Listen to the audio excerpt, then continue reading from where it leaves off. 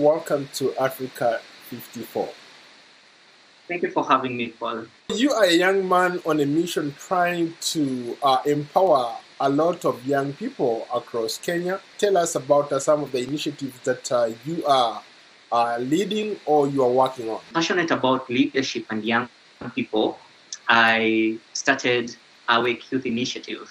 And just even more than that, Africa's future progress or lack of it is extremely linked to what is happening in Africa's higher learning institution, it is presumed.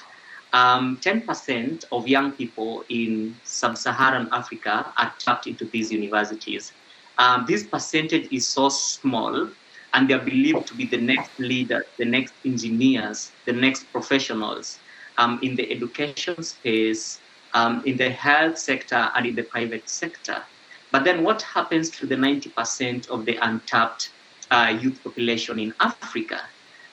Will they grow up to be leaders, to be transformative in their communities, to be ethical change makers, to tailor solutions that promote, sustainable communities?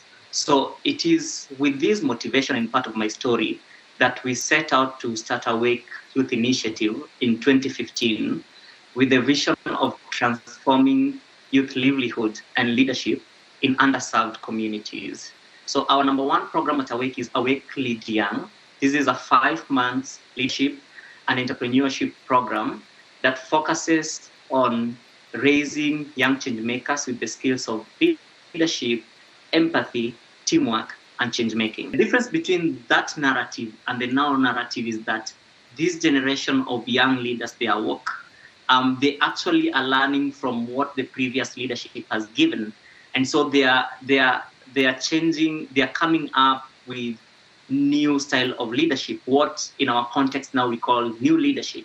So they are intentionally and more passionately working towards transforming their communities ethically. And so there is, yes, totally a new breed of leadership that is being brought out by this young generation, having learned from what has happened in the previous leadership. There are people who also argue that social media, in tandem with the changing demographics, has given young people the opportunity to do what they really have to do. In your particular case, you interact with a lot of them. How has social media or the advent of the internet or technology played a role?